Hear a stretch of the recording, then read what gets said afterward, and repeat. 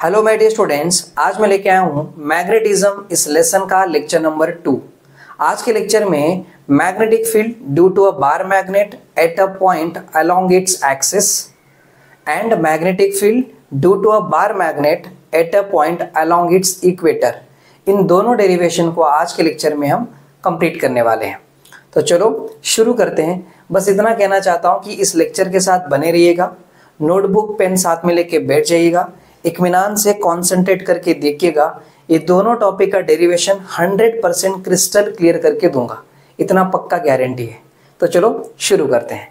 सबसे पहला हम ये समझते हैं हमें पढ़ना क्या है। अब भले ही जो मैंने बताया वो शायद आपको वर्ड के जरिए नहीं समझा होगा, तो एग्जैक्टली हमें पढ़ना क्या है जरा यहाँ समझ लेते हैं।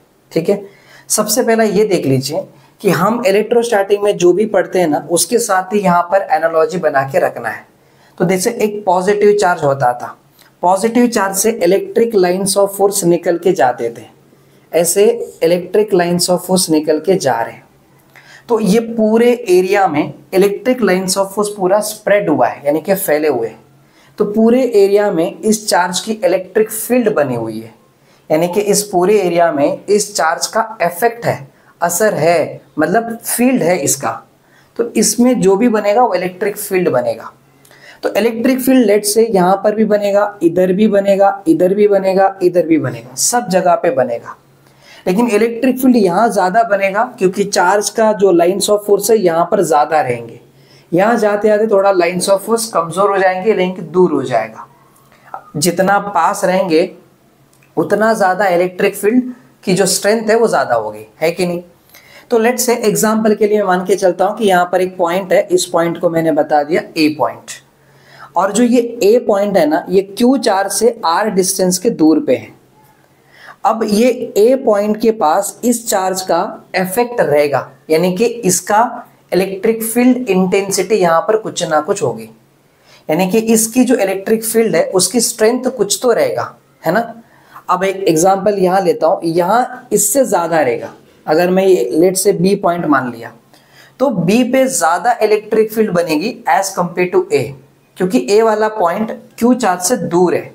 तो वहां पर जो भी लाइंस ऑफ फोर्स जाएंगे, यानी कि जितने भी लाइंस ऑफ फोर्स यहाँ पहुंचेंगे, उतना ज्यादा नहीं रहेगा जितना यहाँ रहेगा, है कि नहीं।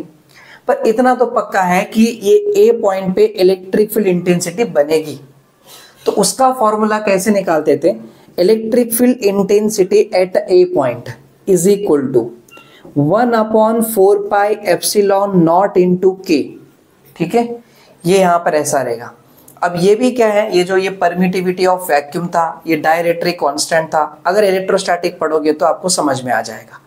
खैर जो भी हो, लेकिन ये जो वैल्यू है ना, ये कांस्टेंट है। ये जो एप्सिलॉन नॉट का वैल्यू है ये कांस्टेंट होता है 8.85 इंटू 10⁻⁻12 कूलम स्क्वायर पर न्यूटन मीटर स्क्वायर, ऐसा होता है। अब आपको इतनी गहराई में जाके कंफ्यूजन नहीं होना है, सिर्फ अभी के लिए इतना समझ के रखो कि यहाँ पर कुछ नंबर है ऐसे। E is equal to 1/4 pi epsilon naught into K. मुझे यहाँ पर इलेक्ट्रिक फील्ड इंटेंसिटी निकालना है। किसका निकालना है, क्यू चार्ज का। तो मुझे प्लस क्यू चार्ज का निकालना है, तो मैं लिखा यहाँ पर प्लस क्यू चार्ज।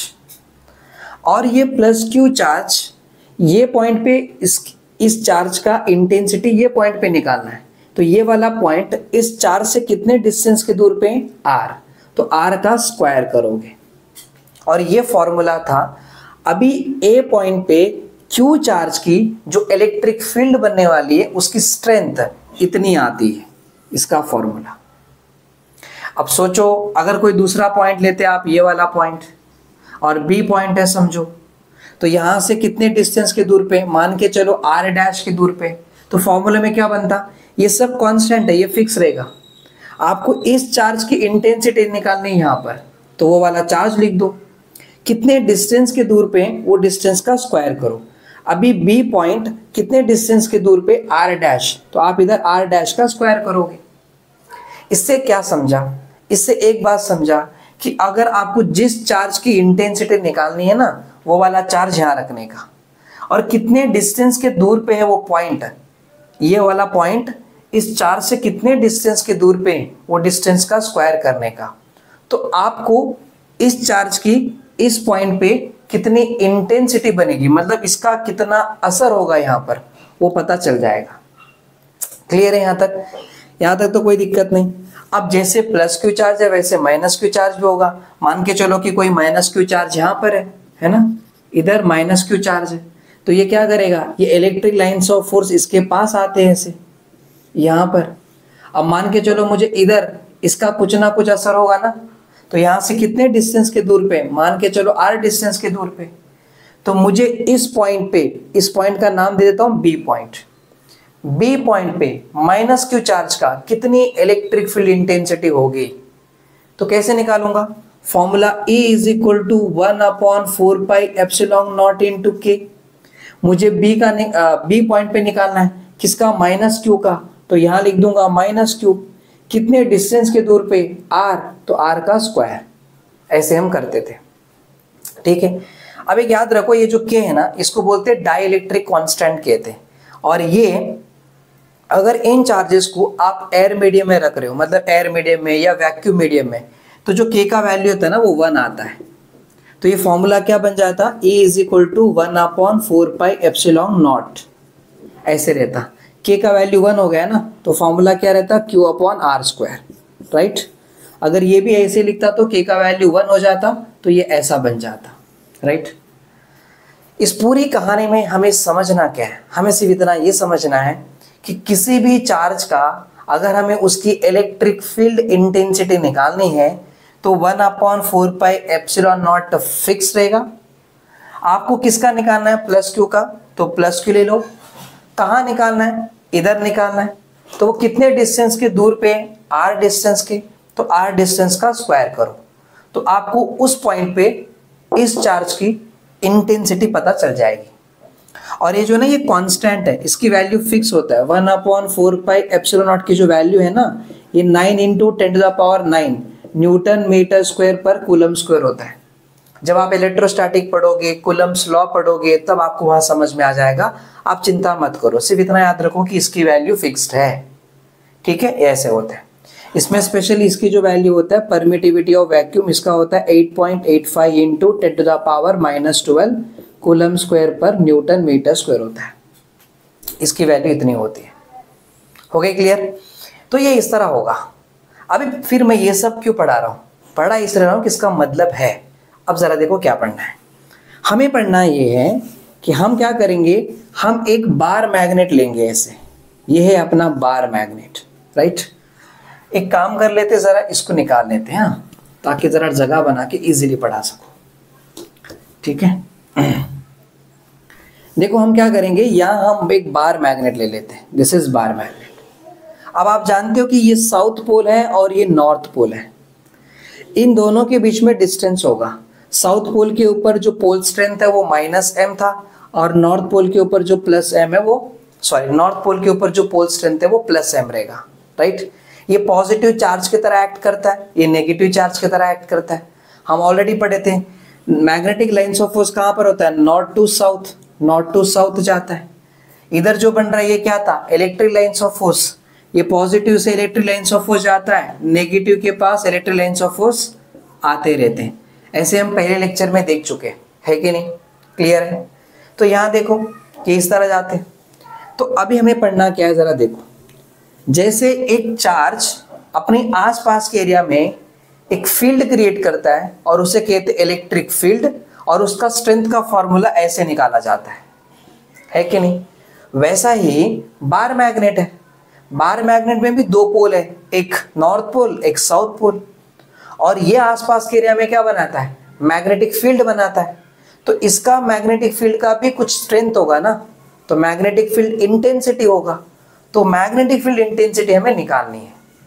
तो कैसे निकालेंगे, ये जो बार मैग्नेट है ना, आपको पता है ये O पॉइंट है, यानी कि 0 वाला, यहां से लेके यहां तक L, इधर से लेके इधर तक L, ये पूरा इन दोनों के बीच में डिस्टेंस 2L था। अब ये दोनों पोल के ऊपर से एक लाइन पास होके जा रही थी, ऐसे एक लाइन पास होके जा रही थी। इस लाइन को बोलते हैं मैग्नेटिक एक्सिस, मतलब ये हो गया एक्सिस, राइट। और ये जो बार मैग्नेट है, इसके यहां से एक लाइन पास होके जा रही थी ऐसे, और इसे कहते हैं equator. This is a magnetic equator, clear है। मुझे एक बात तो पक्का पता है कि बार मैग्नेट की वजह से मैग्नेटिक फील्ड जरूर बनता है।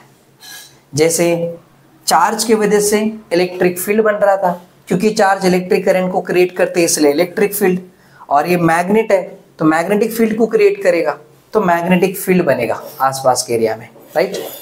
तो देखिए अब मैं चाहता हूं कि मैं इधर मैग्नेटिक फील्ड निकालना चाहता हूं, मतलब यहां पर मैग्नेटिक फील्ड को किससे दिखाएंगे, बी से, जैसे इलेक्ट्रिक फील्ड को हम किससे दिखाते, ई से। तो मैं यहां मैग्नेटिक फील्ड निकालना चाहता हूं, लेकिन इधर जो मैग्नेटिक फील्ड निकालूंगा वो मैग्नेटिक फील्ड कहां पर है, एक्सिस के ऊपर है। मतलब मुझे इस पॉइंट पे मैग्नेटिक फील्ड निकालनी है, लेकिन मैग्नेटिक एक्सिस के ऊपर है वो। तो इधर जो भी मैग्नेटिक फील्ड बनेगा ना उसको बोलूंगा बी एक्सिस, और उसको मुझे सॉल्व करना है, मुझे उसका डेरिवेशन निकालनी है। क्लियर हो गई। दूसरा ये बार मैग्नेट, अब यहां पर देखो ये इक्वेटर है, मुझे इधर मैग्नेटिक फील्ड निकालना है, मतलब इस बार मैग्नेट की वजह से इधर भी मैग्नेटिक फील्ड बनेगा ना, तो वो मैग्नेटिक फील्ड मुझे निकालना है। अब जो मैग्नेटिक फील्ड मैं यहाँ निकालूंगा वो अलोंग द इक्वेटर पे ऊपर आने वाला है, यानी कि इक्वेटर के लाइन पे आने वाला है। तो इधर जो भी मैग्नेटिक फील्ड बनेगा बी इक्वेटर बोलूंगा, और मुझे ये निकालना है, यानी कि ये डेरिवेशन और ये डेरिवेशन निकालना है। स्टोरी समझ में आ गई। कहानी में समझना क्या है कि इस बार मैग्नेट की वजह से कितनी मैग्नेटिक फील्ड बनती है वो निकालना है, लेकिन एक स्पेसिफिक पॉइंट ले रहा हूं, एक्सिस के ऊपर एक पॉइंट ले रहा हूं, वहां मैग्नेटिक फील्ड निकालूंगा, और इक्वेटर पे एक पॉइंट लूंगा, उधर मैग्नेटिक फील्ड निकालूंगा। मतलब इस बार मैग्नेट का दोनों जगह पे मैग्नेटिक फील्ड कितनी आती है ये मुझे निकालना है, और यही मेरा आज का लेक्चर का पर्पस है। समझ में आ गया।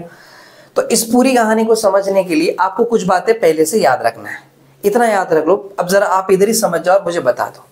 देखो अगर सोचो आप अगर इधर मैग्नेटिक फील्ड निकालना चाहते हो तो मैग्नेटिक फील्ड किस किस की वजह से बनेगा, एक तो नॉर्थ पोल पे रहने वाला इस पोल की वजह से बनेगा, दूसरा साउथ पोल पे रहने वाले इस पोल की वजह से बनेगा, है कि नहीं।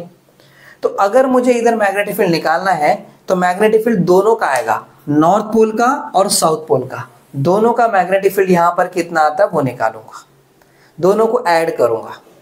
वैसे भी इन दोनों की वजह से इधर मैग्नेटिक फील्ड बनेगा, तो उन दोनों को मैं ऐड करूंगा, लेकिन एक प्रोसेस है, करते वक्त थोड़ा बीच में अलग अलग स्टेप्स आते रहेंगे, उसको हम ओवरकम करेंगे। क्लियर है। नेक्स्ट देखो ये जो मैग्नेटिक फील्ड है ना, सॉरी इसकी वजह से जो मैग्नेटिक फील्ड बनने वाला है उसको पढ़ने से पहले एक इंपॉर्टेंट कॉन्सेप्ट पढ़ेंगे, मैग्नेटिक डाइपोल मोमेंट। आपको इससे पहले के लेक्चर में पढ़ा दिया है मैंने। फॉर्मूला क्या था, दोनों में से किसी एक का पोल स्ट्रेंथ लेने का, और वो भी उसका मैग्नीट्यूड, मतलब माइनस एम रहेगा तो भी प्लस एम रहेगा तो भी प्लस एम। तो दोनों में से किसी एक का पोल स्ट्रेंथ जिसका मैग्नीट्यूड स्मॉल है, और इन दोनों पोल के बीच में कितना डिस्टेंस है 12, तो दोनों पोल के बीच में डिस्टेंस 12, इसे कहते हैं मैग्नेटिक डाइपोल मोमेंट। ये मैंने आपको पहले बता दिया है। तो जब मैं आगे डेरिवेशन सॉल्व करूंगा तो याद रखना ये वाली बातें आएगी, पहले से आपको पता रहे इसलिए बता दिया, ठीक है। चलो अब अगर आपको ये स्टोरी मैंने बताया है तो ये स्टोरी का यहाँ से क्या कनेक्शन है जरा समझना भी चाहिए, है कि नहीं। तो जरा देखो, जैसे यहाँ पर प्लस क्यू चार्ज का इंटेंसिटी इधर कितना है वो मुझे निकालना था, तो मैंने क्या किया 1/4πε0, और इधर किसका निकालना है, प्लस क्यू का निकालना है, तो प्लस क्यू लिखा। कितने डिस्टेंस के दूर पे वो आर डिस्टेंस, तो आर डिस्टेंस का स्क्वायर किया। वैसा ही मुझे अगर इसका इधर मैग्नेटिक फील्ड निकालना है, सिर्फ इसके वजह से कितना बनेगा, सिर्फ इसका निकालना है, तो कैसे लूंगा, यहाँ पर मैं बोलूंगा B = इधर जो भी बनेगा ना, अभी मान लो इसके वजह से जो भी मैग्नेटिक फील्ड बनेगा उसको B1 बता दिया मैंने, तो कैसे निकालूंगा 1/4πε0 फिक्स है। मुझे इधर निकालना है, इसका निकालना है, तो इधर कौन सा स्ट्रेंथ है प्लस एम, तो प्लस एम, और यहां से कितने डिस्टेंस के दूर पे, मान के चलो यहाँ पर P पॉइंट है, समझो इधर क्या बताया हमने P पॉइंट, तो यहां से यहाँ पर डिस्टेंस कितना NP हो जाएगा, तो NP का स्क्वायर करूंगा। तो मुझे क्या पता चला, इधर का मैग्नेटिक फील्ड सिर्फ इसके वजह से कितना बनेगा वो पता चला। वैसा ही इसके वजह से कितना बनेगा कैसे निकालोगे, इसका मैग्नेटिक फील्ड यहां पर कैसे निकालोगे, इसका मैग्नेटिक फील्ड जो भी बनेगा उसको मैं B2 बता दिया, इज इक्वल टू क्या लिखोगे 1/4πε0। और मुझे इसका चाहिए ना यहाँ पर, तो इधर क्या है -m है, तो यहाँ लिख लो -m। और यहाँ से कितने डिस्टेंस के दूर पे S से P तक, यानी कि SP का स्क्वायर हो गया। इधर जो मैग्नेटिक फील्ड बनेगा, नॉर्थ पोल का मैग्नेटिक फील्ड ये, साउथ पोल का मैग्नेटिक फील्ड ये। अब दोनों को अगर मैं ऐड करूंगा तो बार मैग्नेट का मैग्नेटिक फील्ड इधर कितना बनेगा वो पता चल जाएगा। समझ में आ रहा है? क्यों ऐसे बताया मैंने? जैसे देखो यहाँ पर +Q चार्ज, वैसे ये वाला +M। जैसे यहाँ ये पॉइंट पे निकालना था तो कितना डिस्टेंस था R, तो R का स्क्वायर हुआ। वैसे ये पॉइंट पे निकालना है तो यहाँ से कितना डिस्टेंस है NP, N से लेके P, तो NP का स्क्वायर। समझा? ऐसे करके निकालना, इसलिए आपको पहले ये बताया ताकि इसकी एनालॉजी आप यहाँ समझ सको। हो गई? चलो अब सारी जो बेसिक कॉन्सेप्ट्स है वो क्लियर हो गई। अब सीधा डेरिवेशन पे हम टूट पड़ते हैं और डेरिवेशन को सॉल्व करते हैं। ठीक है, तो निकाल लेते हैं इसको। जरा एक कपड़ा ठीक नहीं है।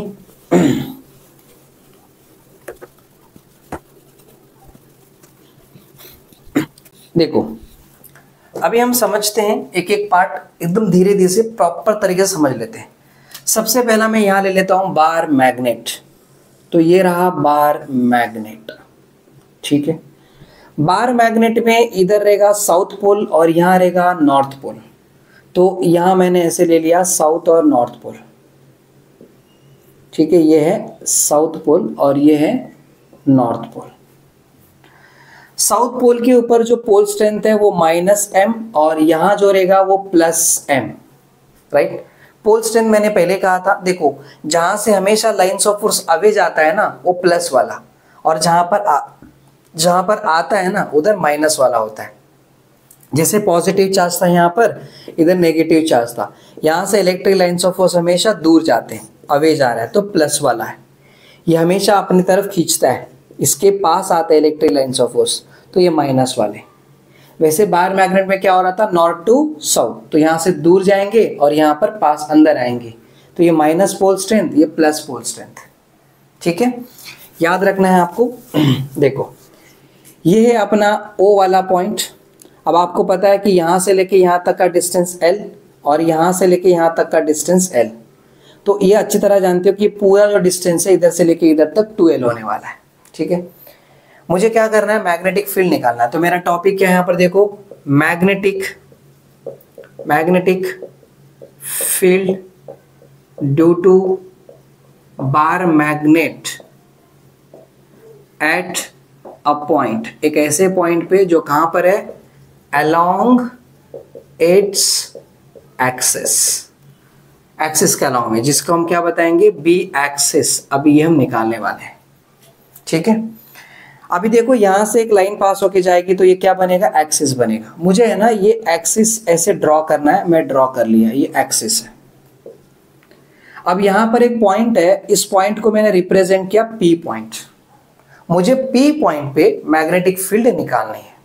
किसके वजह से, इस बार मैग्नेट की वजह से। तो बार मैग्नेट में दो पोल है, एक प्लस, एक नॉर्थ पोल और एक साउथ पोल। तो अब मुझे क्या करना है, देखो इसके वजह से भी इधर कुछ तो बनेगा, लेकिन पहले क्लियर कट बता रहा हूं। ये जो आपको O पॉइंट दिख रहा है ना, यहाँ पर O से लेके ये P तक का जो डिस्टेंस है वो डिस्टेंस है स्मॉल r। ठीक है, बार मैग्नेट का सेंटर पॉइंट से लेके P पॉइंट तक का डिस्टेंस को किससे रिप्रेजेंट किया है, स्मॉल r से रिप्रेजेंट किया है। तो देखो अभी मुझे ये दिखाना है कि ये N से लेके P तक कितना डिस्टेंस होगा, बताओ। अगर आप NP निकालोगे समझो, तो NP इज इक्वल टू कितना आएगा, देखो यहां से लेके यहां तक पूरा R है और इधर से लेके इधर तक कितना L है। तो जरा सोचो, अगर मुझे NP निकालना है तो ये पूरे R में से यहां से लेके ये ON माइनस कर दूंगा तो N से लेके P तक का डिस्टेंस मिल जाएगा, मिलेगा कि नहीं। इधर से लेके इधर तक कितना है R और यहां से लेके यहां तक कितना है L। पूरे R में से ये वाला L माइनस कर दूंगा तो NP मिलेगा। क्या मिलेगा, NP। So NP is equal to R minus L, ये पक्का हो गया है ना। अब दूसरा क्या करना है, देखो यहां पर मुझे निकालना है S से लेके P तक।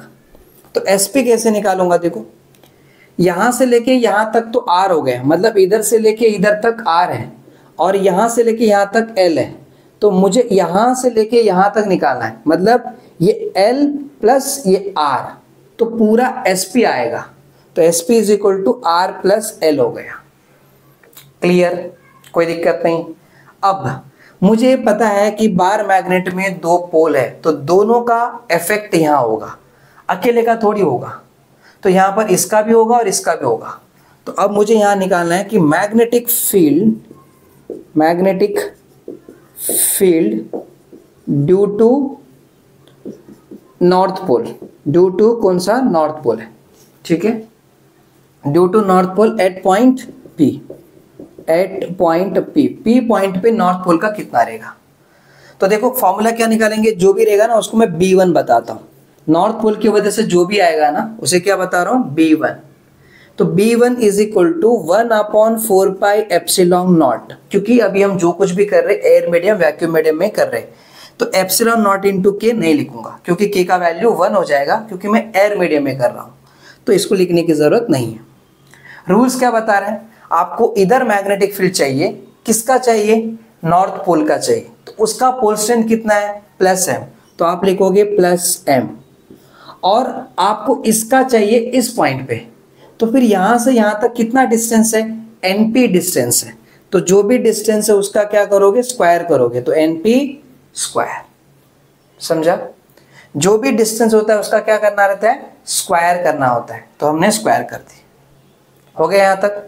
अभी यहां देखो ये B1 इज इक्वल टू, अभी मैं इसको ऐसे रखता हूं, नहीं तो लिख लेता हूं 1/4 पाई एप्सिलॉन नॉट, ये प्लस एम है, आपको पता है एनपी मतलब क्या है, आर माइनस एल, तो यहां लिखोगे आर माइनस एल का स्क्वायर कर लोगे, और इसको अभी आप क्या करोगे, इक्वेशन नंबर 1 करके रख लो, ठीक है।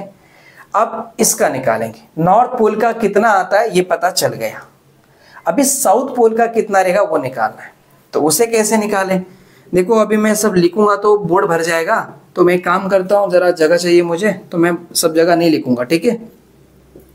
अब यहाँ क्या लिखेंगे, magnetic field due to a south pole at point P, ये निकालना है, तो यहाँ पर B2 लिखूंगा। यहाँ पर हमें क्या लिखना है, मैग्नेटिक फील्ड, मैं थोड़ा लिख दूंगा तो जगह भर जाएगा ना, इसलिए नहीं लिख रहा हूँ, magnetic field due to south pole at point पी निकालना है, तो B2 is equal to 1/4 pi epsilon naught fix है। मुझे यहां पर निकालना है किसका, साउथ पोल का, तो उसका पोल स्ट्रेंथ कितना है, -m, तो -m, ठीक है। कितने डिस्टेंस के दूर पे ये P पॉइंट, S से लेके P ना, यानी कि SP डिस्टेंस के दूर पे है, तो जो भी डिस्टेंस है उसका स्क्वायर करने का, SP का स्क्वायर कर दिया। Now B2 is equal to 1/4 pi epsilon naught -m upon SP कितना है, R प्लस एल, तो यहां लिखेंगे R प्लस एल का होल स्क्वायर, SP का स्क्वायर मतलब R प्लस एल का होल स्क्वायर, और ये बन गया हमारा इक्वेशन नंबर 2, ठीक है, यहां तक क्लियर। अब बात सिंपल है, आपको फर्स्ट वाले का इधर कितना मैग्नेटिक फील्ड बनता है वो पता चल गया, साउथ का मैग्नेटिक फील्ड कितना है वो पता चल गया। अब दोनों को ऐड करोगे तभी तो यहां पर टोटल मैग्नेटिक फील्ड कितना है पता चलेगा ना। तो अब मैं यहां पर क्या लिखूंगा, magnetic field due to bar magnet at a point P along its axis is given by अब सॉल्व करेंगे, कैसे सॉल्व करेंगे, देखो हमें निकालना है भाई B एक्सिस, मैं यहां से शुरू करता हूं, जगह मिले या ना मिले इससे पहले मैं अच्छे से तैयार रहता हूं। B एक्सिस में ये प्लस ये दोनों को ऐड करेंगे ना, यहां पर इधर क्या बनेगा, B1 plus B2। Now B axis is equal to B1 कितना है अपने पास, 1/4 pi epsilon naught plus m upon r minus L का होल स्क्वायर, तो यहां लिखेंगे 1/4 pi epsilon naught plus m upon R minus L का होल स्क्वायर, ये लिख दिया इसका। अब इसका लिखेंगे B2 क्या है यहाँ पर 1 upon 4 pi epsilon not minus m upon r plus L का होल स्क्वायर, ये जो लिखा है वो लिख दिया। ठीक है, अभी b axis is equal to, जरा देखो ये माइनस इंटू प्लस क्या हो जाएगा, माइनस हो जाएगा। तो फाइनली हमें क्या मिलने वाला है यहाँ पर, ये मल्टीप्लाई करेंगे तो m आ जाएगा 4 pi epsilon not r minus L का होल स्क्वायर, और देखो minus into plus minus m upon 4 pi epsilon not r plus L का होल स्क्वायर, ऐसे हो जाएगा। तो इसमें अगर आप ध्यान से ऑब्जर्व करोगे, नहीं तो एक काम करता हूँ इसको ऐसा लिख देता हूँ। ठीक है, चेंज नहीं करूंगा, इसको ऐसे ही रखता हूँ। ठीक है, इस तरह देखो इधर m upon 4 pi epsilon naught, m upon 4 pi epsilon not common है, तो उसको कॉमन ले लेते, तो क्या हो जाएगा m upon 4 pi epsilon not common हो जाएगा, 1 अपॉन r माइनस एल का होल स्क्वायर हो जाएगा। बाकी इधर क्या बचा है, देखो ये माइनस है तो minus 1 upon r plus L का होल स्क्वायर, ये ऐसे हमने दोनों भी लिख दिया। क्लियर है, पक्का। Now small m upon 4 pi epsilon not, अब इसे क्रॉस मल्टीप्लाई करो तो क्या होगा r प्लस एल का होल स्क्वायर, ये माइनस है तो माइनस, ये ब्रैकेट इससे मल्टीप्लाई होगा तो r माइनस एल का whole square whole upon this into this, यानी कि r माइनस एल का whole square into r plus L का होल स्क्वायर, ऐसे हमने मल्टीप्लाई कर लिया। समझ में आ रहा है ना। चलो आगे जाएंगे, m upon 4 pi epsilon naught, देखो अब ये a plus B whole square का फॉर्मूला है, तो a square plus 2ab plus b square होगा। तो मैं यहाँ पर a स्क्वायर मतलब r स्क्वायर प्लस 2ab मतलब 2rl, तो 2rl प्लस b स्क्वायर मतलब l स्क्वायर कर लिया, ये यहाँ रख लिया, ये माइनस है, आगे ये a minus B whole square, a square minus 2ab, a मतलब r स्क्वायर माइनस 2ab यानी कि 2rl प्लस l स्क्वायर, ये हमने कर लिया और ब्रैकेट बंद कर लिया। देखो यहाँ पर ये a minus B into A plus B है, जरा ध्यान से समझो, a plus B into A minus B क्या आता है, a square minus B square, है ना, बराबर के नहीं। देखो a plus B into A minus B, यहाँ पर तो क्या आ रहा है a square minus B square आ रहा है। वैसे यहाँ पर देखो इधर क्या है, r माइनस एल का whole square r plus L का होल स्क्वायर, मतलब देखो इस पे भी स्क्वायर लगा दो, इसके भी स्क्वायर लगा दो, समझा क्या। तो इसका क्या आएगा, यहाँ पर इसका स्क्वायर आ जाएगा। सिंपल सी बात है ना। यहाँ पर देखो इधर जो भी है, यहाँ पर r माइनस एल का होल स्क्वायर है, r प्लस एल का होल स्क्वायर है, मतलब ये समझो कि ये r माइनस एल है और ये r प्लस एल है, इसका स्क्वायर मतलब इसका स्क्वायर हो जाएगा। तो यहाँ क्या आएगा, इधर आप लिखोगे r square minus L square का होल स्क्वायर हो जाएगा। कंपेयर कर लो और काम चला लो, हो जाएगा, कोई दिक्कत नहीं। हाँ, आगे बढ़ते हैं। यहाँ small m upon 4 pi epsilon naught, इधर r square plus 2rl plus L square जो है वो लिखा, मैंने कुछ चेंज नहीं किया। अब आगे करूंगा, माइनस को अंदर भेजो, minus r square minus into minus plus 2rl, फिर माइनस इंटू प्लस माइनस और ये l स्क्वायर, बराबर ना। माइनस को अंदर भेजा, बाकी सारे काम कर लिया, आप देख लो समझ जाओगे, आप होशियार बच्चे हो। देखो यहाँ r square minus L square का स्क्वायर, और ये वैसे ही रहेगा, जरा ध्यान से देखिएगा। Plus r square minus r square चले गए, plus L square minus L square चले गए। अभी 2rl 4rl प्लस है ना दोनों भी, तो क्या करेंगे, हम लिख लेंगे यहाँ पर m into 4 pi epsilon not, ऊपर क्या आ रहा है देखो 2rl आ रहा है, तो एक काम करता हूँ मैं, 2 2 सा कितना हो जाएगा 4rl, तो यहाँ लिख के लेता हूँ 4rl, ठीक है 4rl, और नीचे कितना आ रहा है यहाँ पर r square minus L square का होल स्क्वायर, इतना आ गया। यहाँ तक तो कोई दिक्कत नहीं है। थोड़ी बातें और आगे डिटेल में जाते हैं, इसको निकाल लेते हैं। अब आप ऐसे भी स्क्रीनशॉट निकाल लेते हो तो आपको लिखना आसान है, कोई दिक्कत नहीं होगी, है ना। देखो यहां पर आ जाते हैं। इधर देखो, अब ये जो बार मैग्नेट होगा ना, प्रैक्टिकली क्या होगा, शॉर्ट बार मैग्नेट होगा। शॉर्ट बार मैग्नेट मतलब क्या, देखो ये जो लेंथ है, ये लेंथ और ये आर वाले लेंथ में देखो कितना फर्क है।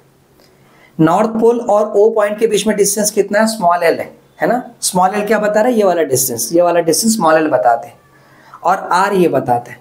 डायग्राम देख के समझ में आ रहा है, अगर आर होगा तो 10 सेंटीमीटर, तो ऐसा लग रहा है एल कितना है, 1 सेंटीमीटर है, बराबर कि नहीं। तो अगर आप आर का स्क्वायर करते तो हो जाता 100 और एल का स्क्वायर करते तो हो जाता 1।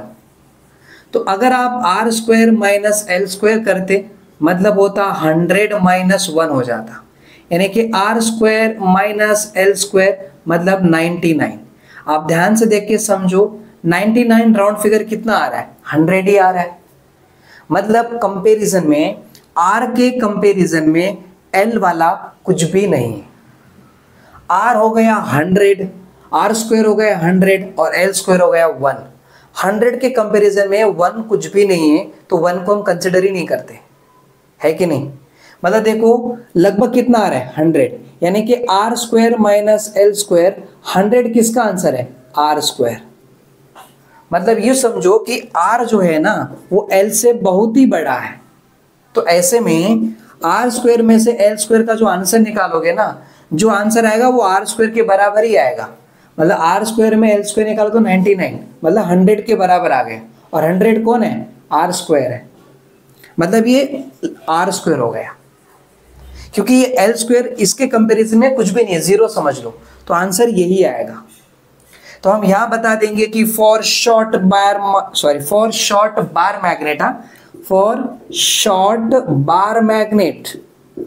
बार मैग्नेट शॉर्ट के लिए क्या होगा, यहाँ पर R is greater than L, यानी कि L से बहुत बड़ा है R।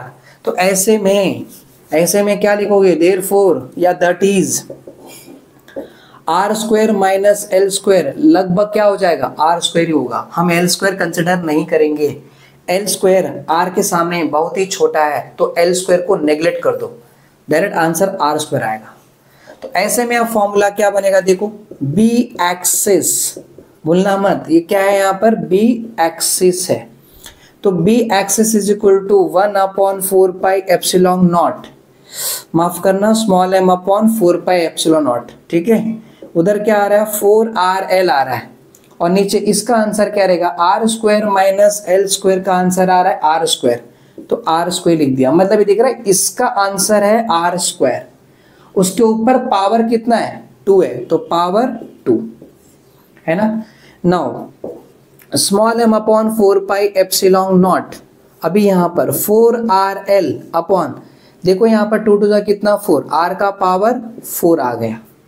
अब इसमें से एक R चला गया, तो फाइनली क्या बच रहा है, small m upon 4 pi epsilon naught, इधर बचेगा 4L ना, 4L, और नीचे बचेगा R3, ये आ रहा है B एक्सिस। क्या आ रहा है, B एक्सिस। मैं इसको अभी निकाल लेता हूँ, थोड़ा इधर ही आ जाते हैं, ऐसे करते करते हम उल्टा आ रहे हैं ना, ऐसे इधर आ रहे हैं, ठीक है, फिर भी आप समझ जाना। तो फाइनली बी एक्सिस को हम क्या करते, जरा इधर अरेंजमेंट कर लेते। कैसे करते, देखो small m upon 4 pi epsilon not है ना, उसको मैंने वैसे रखा। ये जो 4L है ना, उसको मैं क्या लिख रहा हूँ यहाँ पर, देखो 2 इंटू 2L लिख देता हूँ अपॉन R3। 2 टू कितना 4, तो 4 और बाजू का L है तो L आ गया। अब इसको कैसे अरेंज करता हूँ, देखो ये 2 को इधर ले लेता हूँ, मतलब 2 को साइड में ले लिया, यहाँ रख देता हूँ 1/4 पाई एप्सिलॉन नॉट। ये m और 2L, देखो यहाँ पर क्या कर रहा हूँ, m इंटू 2L, और नीचे लिख दिया R3। देखो कैसे अरेंज किया है, 2 को साइड में हटा लिया, ये m इंटू 2L इधर लिख दिया, इधर कोई नहीं है तो 1/4 पाई एप्सिलॉन नॉट, और नीचे का R3 वैसे रहेगा। समझ में आ रही है। अब देखो 2 1/4 पाई एप्सिलॉन नॉट, इसे कहीं देखा देखा सा लग रहा है। लेक्चर के शुरुआत में मैंने बताया था magnetic dipole moment is equal to small m into 2L, याद आ रहा है। ये पोल स्ट्रेंथ है और ये मैग्नेटिक लेंथ है, दोनों का मल्टीप्लाई किया तो magnetic dipole moment of the bar magnet, पढ़े थे ना। तो इसके जगह पे क्या आएगा, कैपिटल M अपॉन R3। और ये हो गया बी एक्सिस।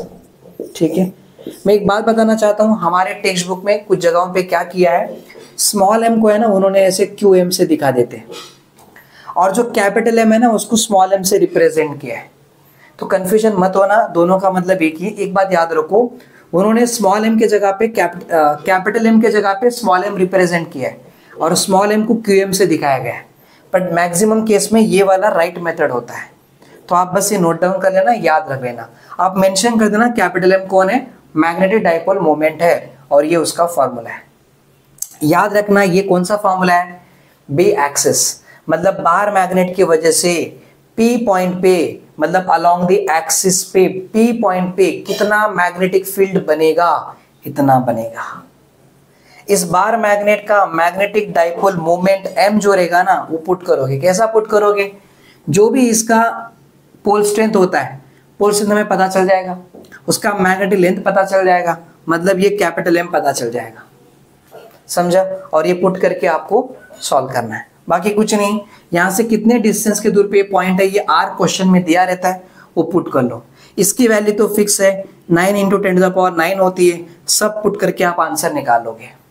सो राइट नाउ एक बात बतानी है, याद रखना इसका जो फॉर्मूला है ना वो मैं इधर लिख के रखता हूँ, क्योंकि आगे जाके आपसे गहरी बात करनी है मुझे। तो वो ये है कि 1/4πε0 है, और क्या, इसको देखो थोड़ा आगे निकालो, आगे सॉल्व कर लो इसको ऐसे, 1/4πε0, ये 2 को इधर शिफ्ट करता हूँ तो क्या होगा 2m/r3। अभी ये देख लो, ये वाला आपका फॉर्मूला आ गया है ना, मैं 2 को अंदर भेज दिया है तो ये फॉर्मूला बन गया। तो अब हम क्या लिखेंगे, इधर लिख देंगे 2m/r3, ये वाला फॉर्मूला मैं लिख के रख देता हूँ। तो अब याद रखोगे, magnetic field at a point along the axis of the bar magnet is this formula, so remember this. ठीक है, अब हम क्या करेंगे, हम यहाँ से इक्वेटर निकालेंगे और इधर का मैग्नेटिक फील्ड कितना आएगा वो निकालेंगे, और ये वाला थोड़ा हार्ड है एज कंपेयर टू दिस। ठीक है, तो वो भी कंप्लीट करेंगे। तो देखो लेक्चर बड़ा हो जाता है, लेकिन एक ही लेक्चर में बड़े बड़े टॉपिक कवर कर देता हूँ क्या, तो जिससे आपका कॉन्सेप्ट एक साथ में क्लियर हो जाना चाहिए।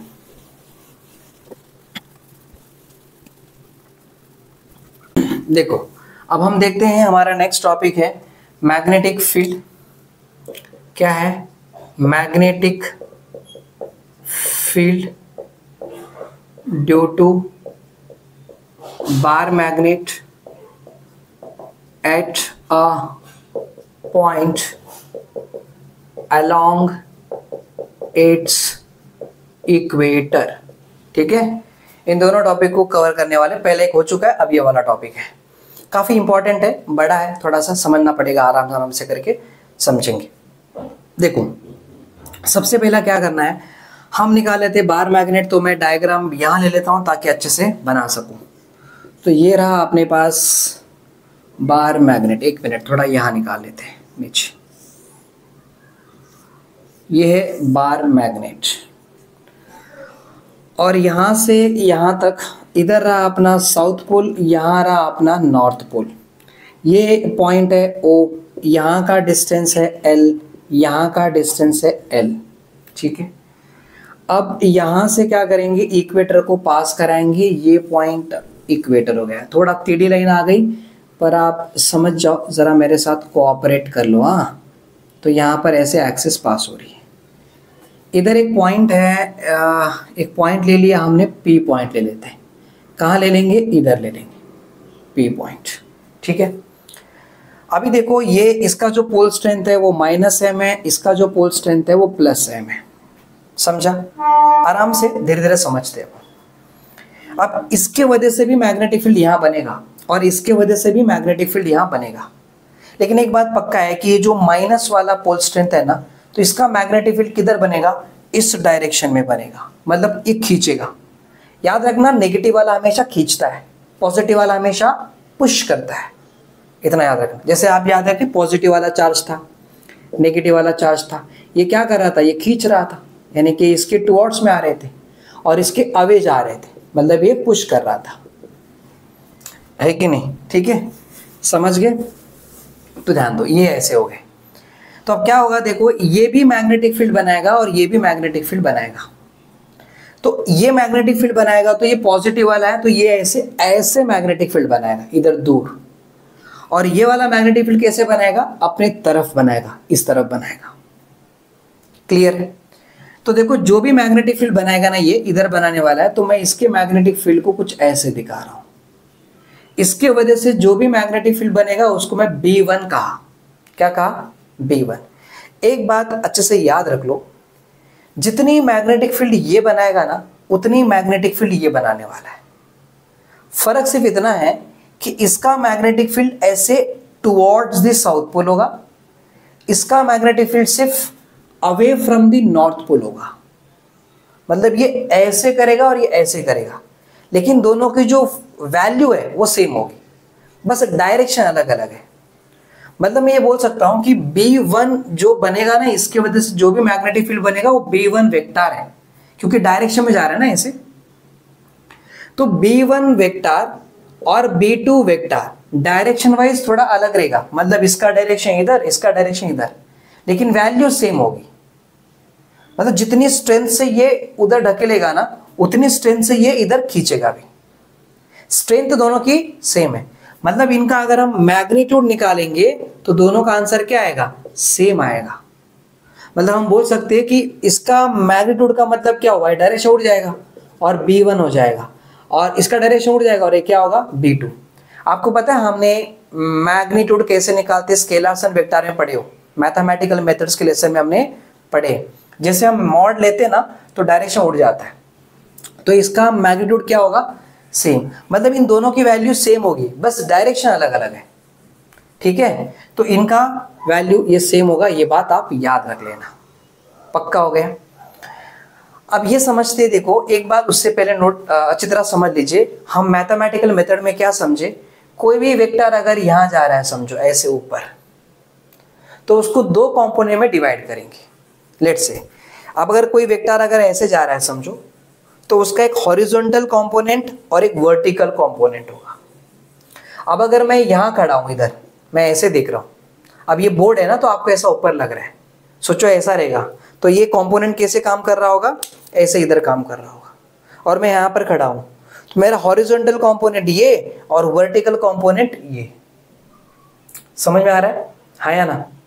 लेकिन अब ये कैसे, ये ऊपर की तरफ है, क्योंकि ये ऐसा काम कर रहा है ना, बार मैग्नेट नीचे है, तो ये जो उसकी मैग्नेटिक फील्ड है वो ऐसे ऊपर जा रही है, ऐसे ऊपर इस तरफ, ऐसे ऊपर जाएगी। तो मैं ऐसे देख रहा हूं ना, तो हॉरिजॉन्टल ये और वर्टिकल ये।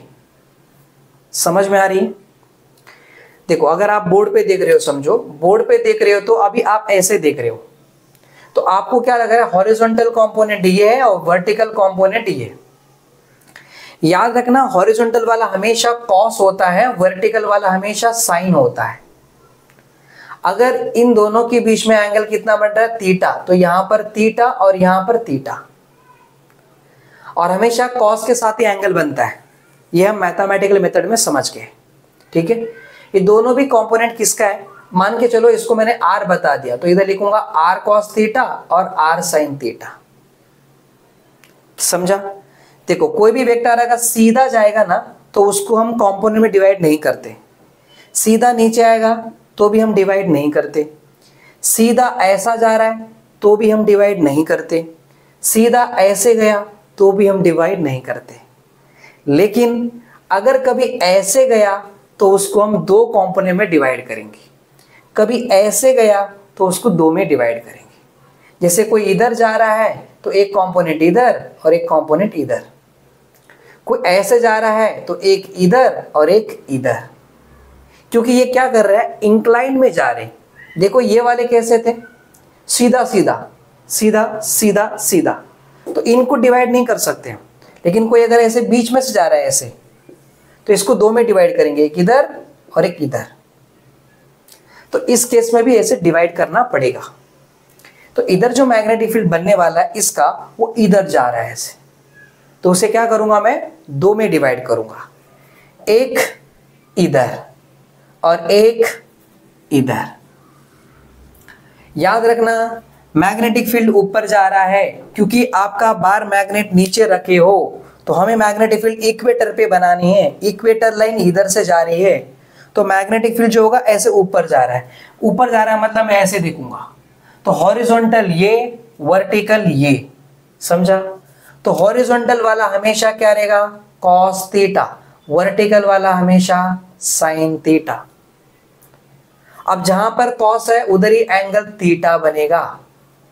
अब ये दोनों कंपोनेंट किसका है, इस B1 वेक्टर का है, तो हम इधर क्या लिखेंगे, B1 साइन थीटा, माफ करना B1 साइन थीटा। ये किसका कंपोनेंट है, B1 का है, तो B1 कॉस थीटा।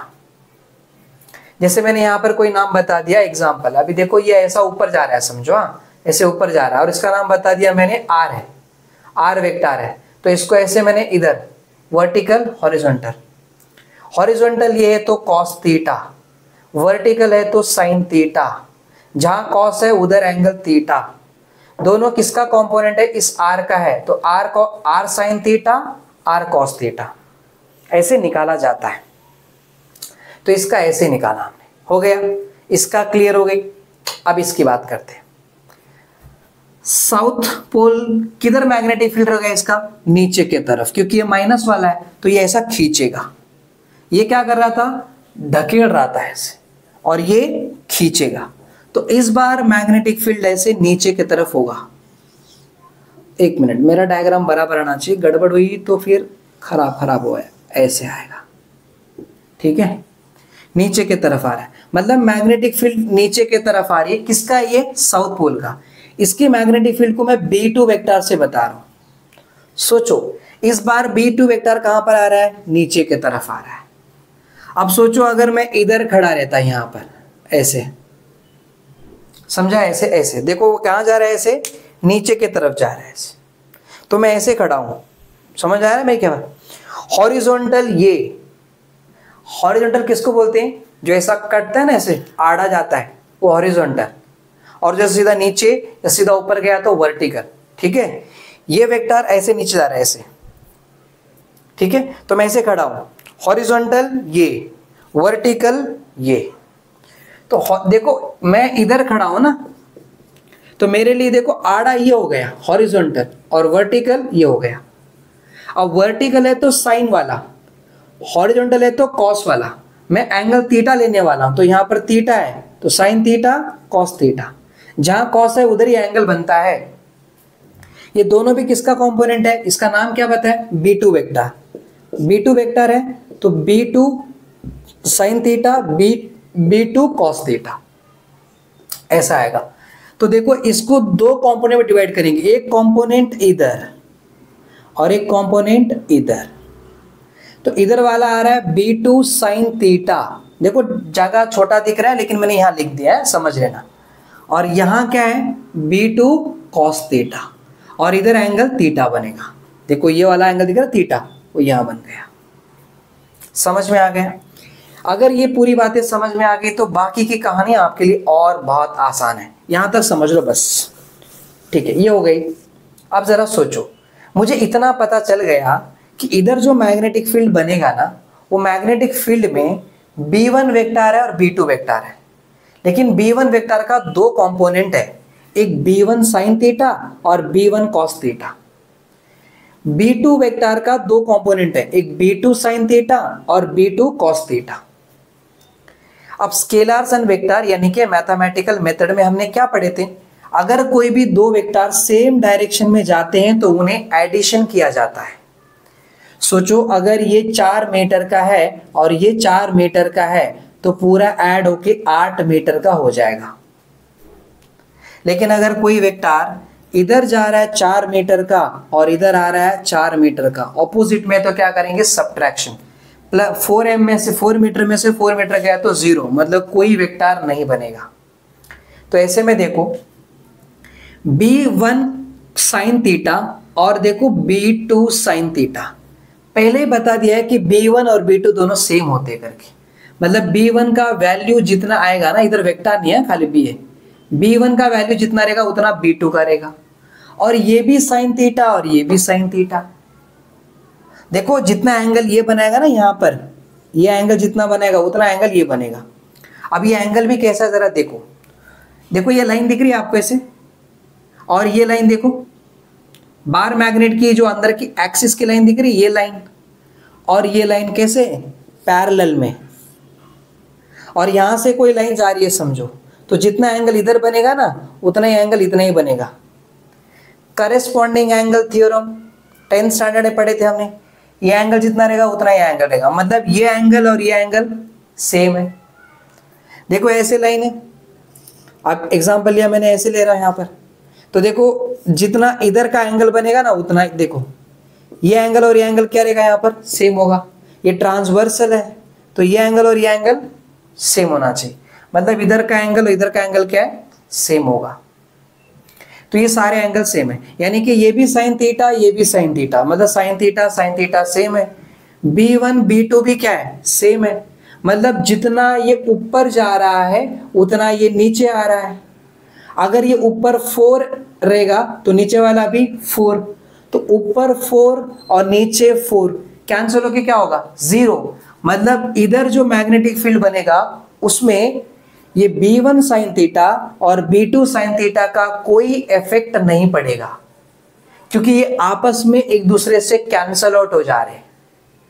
ये इधर और ये इधर कैंसल होके 0 हो गए, मतलब इधर जो मैग्नेटिक फील्ड बनेगा उधर इन दोनों का कोई रोल नहीं है, ये पक्का हो गया।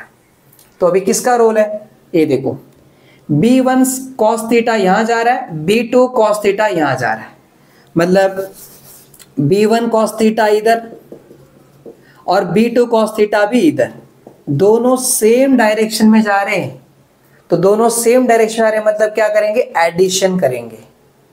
तो इधर जो भी मैग्नेटिक फील्ड बनेगा ना उसमें कौन से कंपोनेंट होंगे, B1 cos थीटा और B2 cos थीटा, ये दोनों कंपोनेंट मिलकर इधर मैग्नेटिक फील्ड बना रहे हैं। समझ में आ रही है, ये दोनों कंपोनेंट आपस में कैंसल आउट हो गए चले गए, मतलब 0 हो गया। ये दोनों कंपोनेंट मिलकर इधर मैग्नेटिक फील्ड बना रहे हैं, यानी कि साउथ पोल का B2 cos theta, north pole का B1 cos थीटा, दोनों मिलकर इधर मैग्नेटिक फील्ड क्रिएट कर रहे हैं। तो उधर जो भी मैग्नेटिक फील्ड आने वाला है ना, जो भी मैग्नेटिक फील्ड आने वाला है उसका आंसर क्या होगा मैं लिखता हूं, जरा मुझे रफ करने दो।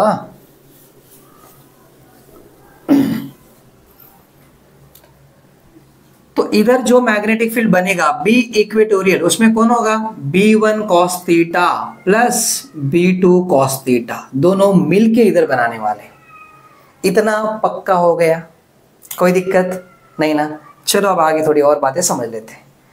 चलो देखो, अगर मैं यहां लेता हूं cos, यहां पर थीटा है समझो, और अभी एक ट्रायंगल लग रहा है, जैसे यहां पर देखो ONP वाला ट्रायंगल लग रहा है, यहां पर 90 डिग्री बनेगा।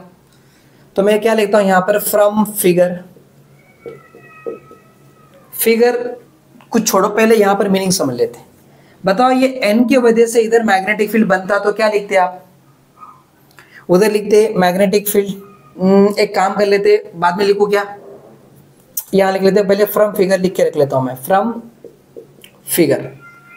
फिगर देखो यहां पर इन ट्रायंगल PON, इसमें अगर मैं यहां पर cos थीटा ले लूं तो cos theta is equal to क्या बनेगा, एडजेसेंट अपॉन हाइपोटेनियस। हाइपोटेनियस कौन सा है ये। अब सुनो क्या, यहां का जो डिस्टेंस है ना, ये इधर से लेके इधर तक, O से लेके यहां तक का जो डिस्टेंस है उसको हमने R बता दिया है, कितना R रिप्रेजेंट कर दिया है। ठीक है, तो देखो हमें क्या करना है, हमें अभी cos थीटा लिया है मैंने इधर, तो ये वाले राइट एंगल ट्रायंगल में ऐसा वाला ट्रायंगल दिख रहा है आपको, जहां पर ये N है, ये O है और ये P है, इधर थीटा है। तो यहाँ का डिस्टेंस कितना है, ये L है, और ये कितना है R है। तो यहाँ cos थीटा चाहिए, तो cos थीटा का फॉर्मूला क्या होता है, एडजेसेंट अपॉन हाइपोटेनियस। एडजेसेंट क्या आएगा L, और हाइपोटेनियस क्या है NP है, तो यहाँ पर हो गया NP, तो ये L अपॉन NP हो गया। ठीक है, और ये राइट एंगल ट्रायंगल है, तो बाई पाइथागोरस थ्योरम क्या होगा, देखो बाई पाइथागोरस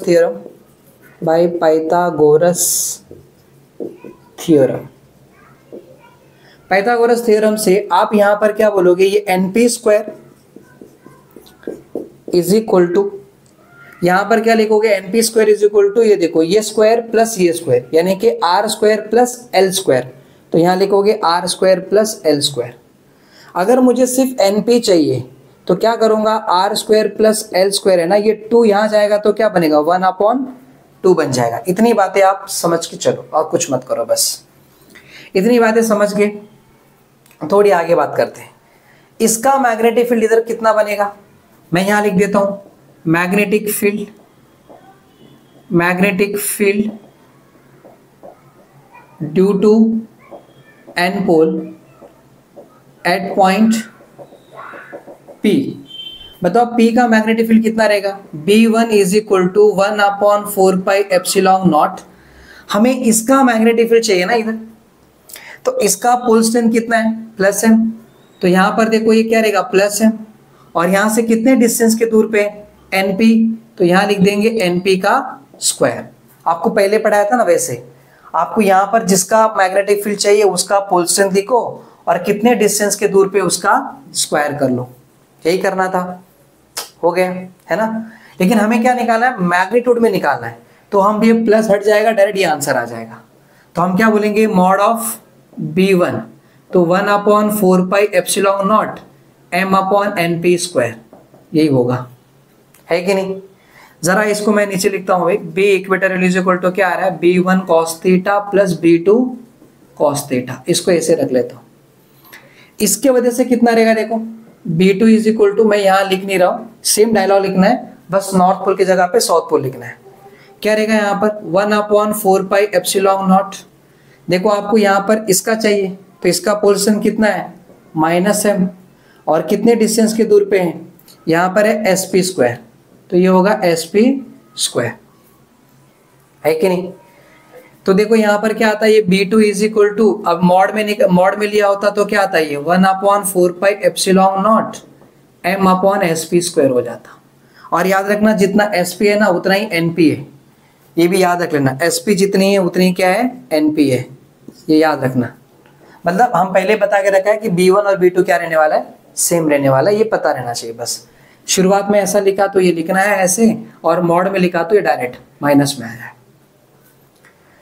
इतनी बातें तो पक्का है, लेकिन खैर अभी आगे पढ़ते हैं। देखो B equatorial is equal to B1 cos theta और B2 cos थीटा। मैं B1 cos थीटा ऐसे लिख लेता हूं। अब आपको पता है कि B1 और B2 दोनों सेम है, तो B2 के जगह पे B1 लिख सकते हो आप, तो B2 के जगह पे मैं B1 लिख लिया और cos थीटा है। B equatorial is equal to B1 cos theta plus B1 cos theta 2B1 cos theta हो जाएगा। देखो ये नहीं लिखा तो भी चल जाता, बस एक लिख के दिखाया तो भी हो जाता है। ये तो मैंने आपको समझाने के लिए सब लिख रहा हूं, ठीक है।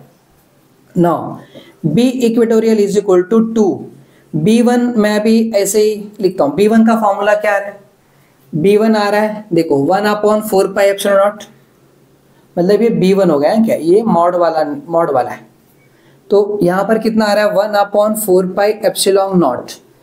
अब B1 का लो B2 का लो, एक ही हुआ क्या। आप बोलोगे सर आपने यहाँ पर B1 क्यों लिया, एक काम करो इधर B2 कर लो, मैं B2 वाला चाहता हूँ, तो उससे भी निकल जाएगा, किससे भी करो एक ही हो जाएगा, पर मैं पहले इसका NP वाला बना लिया इसलिए मैं इसके हिसाब चल रहा हूँ, ठीक है।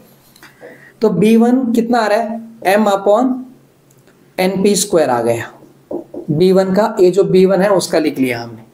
अब बाजू में यहाँ पर cos थीटा है, तो cos थीटा का कितना आ रहा है L/NP आ रहा है, तो यहाँ आ गया L/NP आ गया।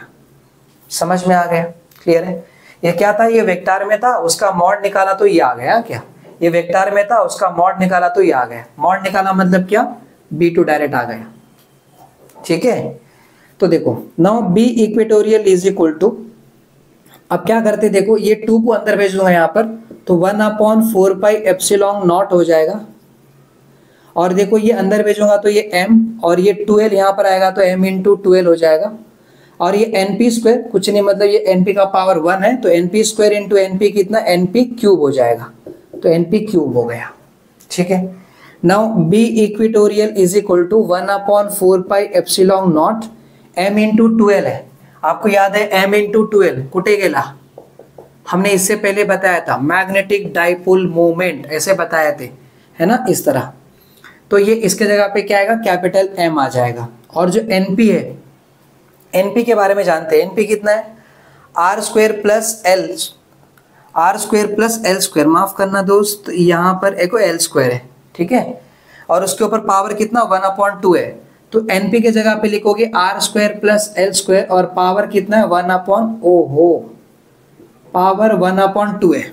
NP का मतलब कितना है r² प्लस L² पावर 1/2, तो NP के जगह पे r² प्लस L² और पावर 1/2 है ना। सुनो, NP का जो आंसर है वो लिख लिया, उसके ऊपर पावर क्यूब है तो मैंने पावर क्यूब लिखा, कंफ्यूजन नहीं होना है। उधर NP है, NP का आंसर ये है तो NP के जगह पे ये लिख लिया, उसके ऊपर पावर 3 है तो 3 लिख दिया, ठीक है। अब आगे क्या करोगे, आगे बढ़ना पड़ेगा हमें, तो यहां लिखेंगे B equatorial is equal to 1/4 pi epsilon naught, इधर हो गया M, और देखो ये r² है प्लस L² है। अभी देखो ये 3 ये 1 से मल्टीप्लाई होगा तो 3/2 हो जाएगा, तो इधर हो गया 3/2 हो गया, समझा। लेकिन आपको पता है कि for short magnet, for short bar magnet, ये जो मैग्नेट है बहुत ही छोटा रहेगा। बहुत ही छोटा मतलब क्या, अपना जो ये R वाला वैल्यू है L से बहुत बड़ा रहेगा, तो आप बोलोगे R is greater than L, L से बड़ा है। सो देयरफॉर दैट इज, हमने इससे पहले बताया था r² प्लस L² अप्रोक्सीमेटली क्या हो जाएगा r²। मतलब सेम एग्जांपल, R अगर आपका कितना 10 सेंटीमीटर है तो r² कितना हो जाएगा 100। अभी देखो L कितना था 1 सेंटीमीटर, इसका L² करो 1 आ जाएगा, तो आप इधर लिखो r² प्लस L² मतलब 100 प्लस 1 कितना आएगा 101, r² plus L² r² plus L² 101 मतलब राउंड फिगर कितना हो गया 100 ही तो हो गया। मतलब 1 को नेग्लेक्ट कर दो, क्योंकि R के कंपैरिजन में L बहुत छोटा है तो L को नेग्लेक्ट कर दिया और सिर्फ R ही कंसिडर करते हैं। क्योंकि जो फिजिक्स में होता है प्रैक्टिकली, जब बड़े नंबर के सामने बहुत छोटा नंबर रहेगा ना तो छोटे नंबर को नेग्लेक्ट करते हैं और सिर्फ बड़े वाले को कंसिडर किया जाता है, तो ये ऐसा होता है।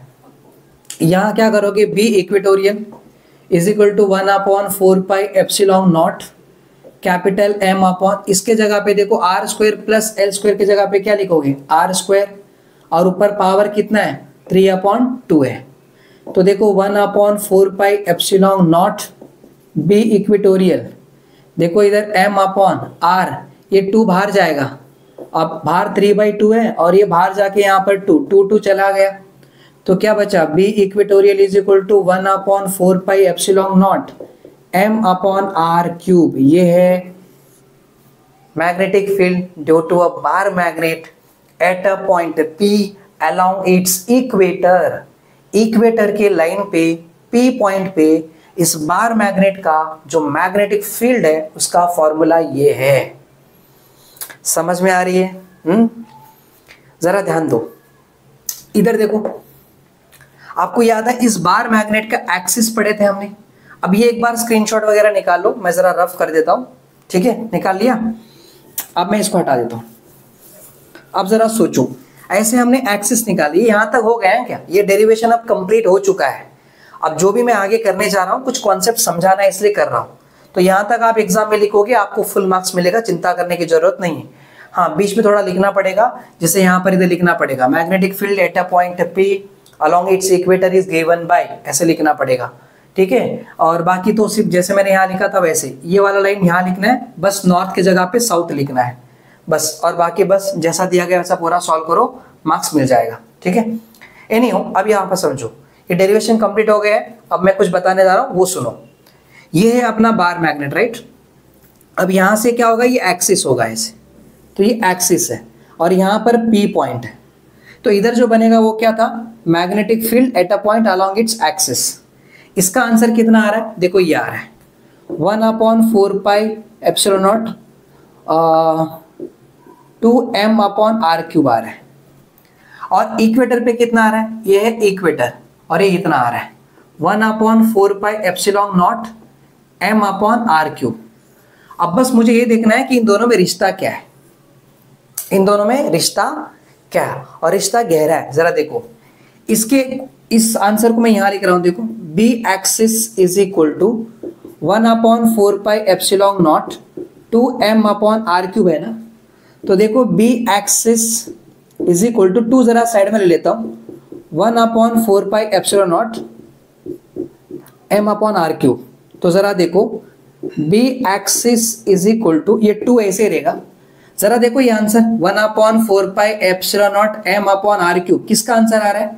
इक्वेटर का आ रहा है, बी इक्वेटर। देखो ये आंसर और ये आंसर सेम है, मतलब इसके जगह पे आप बी इक्वेटर लिख सकते हो। तो B axis is equal to 2 into B equator, क्या आएगा? B equator.